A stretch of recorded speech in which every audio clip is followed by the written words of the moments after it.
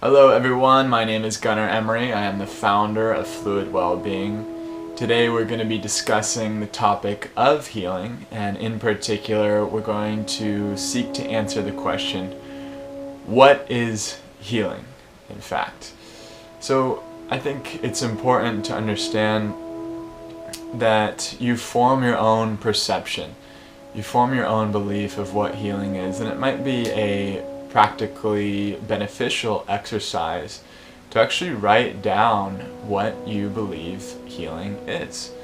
And from there you can compare and contrast from what you hear here and from what you hear from all over the world through all these ancient traditions. So to begin our topic of what is healing, it's important, I think, in Fluid Wellbeing's approach and really my approach to healing is to understand these layers. So let's talk about the first layer, or what I would call the outer bubble. So if you can imagine this big, nice bubble, and within that big bubble there are smaller bubbles, smaller bubbles, smaller bubbles, smaller bubbles. Let's talk about the large outer bubble that encompasses all those inner bubbles. So this large outer bubble is what I would call true healing or spiritual healing. And true healing has two phases to it. The first phase is what I call the liberating phase, or what some other traditions might call enlightenment, is breaking away from the daily habit and realizing your connection to God, realizing your connection to oneness. Now once that happens, the next phase is the grounding phase, is pulling it back down and making it a part of everyday life, unity in everyday life. This also means creating a unified society, one that is also realized, a society that also knows its connection to God, to Spirit, to those higher realms. So that is the grounding phase. From there, so you have true healing. From there, you can go into what I would call soul healing. And simply put, on the soul level, if you're not in purpose, or you're not in the right place, you're not in the right relationship, it's impossible to heal. It's impossible to be in that place of guided direction. So it's important to understand that you might be receiving signs, maybe from a disease, maybe from an accident or an injury, that will lead you into the path that you could walk.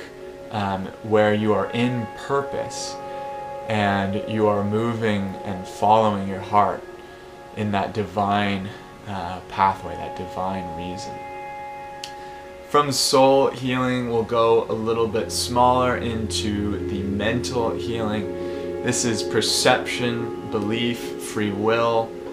Huge part of healing is our perception of healing. So if we think negatively about the injury, about the accident, about that loved one, it's going to be impossible. Of Course in Miracles does a fantastic job with this. You can simply just ask for a miracle when you feel some sort of false perception, some sort of negative perception. Normally for me, it's easy to ask and then just receive. Listen and receive, and the hardest part is just being willing to give up that perception for a greater or higher perception, or more unified perception. This is also where belief resides. Again, if you don't believe that you could heal, if you don't believe you could get that job, if you don't believe you could be with the partner, you're going to be limited. So there's limiting and limitless beliefs. So consider making your beliefs more limitless.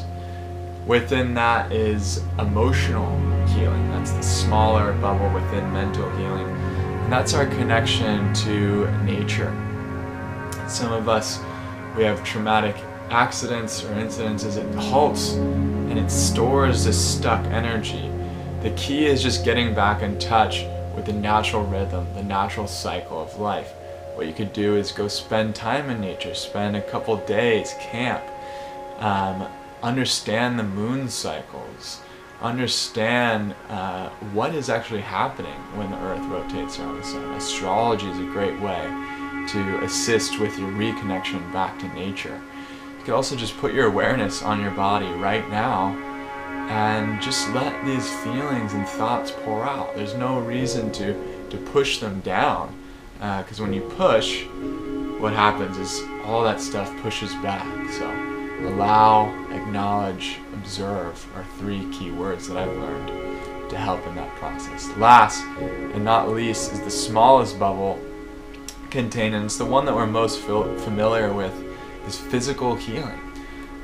So if you break your leg, you have an injury or an accident, it's crazy. If you go through the traditional Western medical mindset, you get your x-ray, they'll put you in a cast for 3 to 6 months, and eventually, your bones will mend, or your body will heal. Well, there's 2 things. One, it's possible to tap into that intelligent infinity, that intelligent energy of your body to assist in your healing. The other thing is, what about those other levels?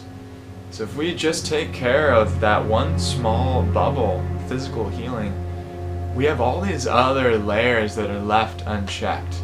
And that's where the diseases, the true diseases and the real problems come in, is when we lost connection with the nature, with our natural side, with your emotions, with the perception, the mental side. On the soul level, are you in purpose? And 5th, are you in unity? Are you realizing your oneness? Have you realized your oneness already? Okay, so that's it for today.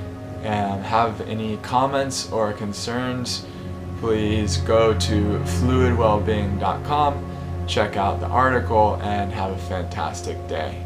Namaste.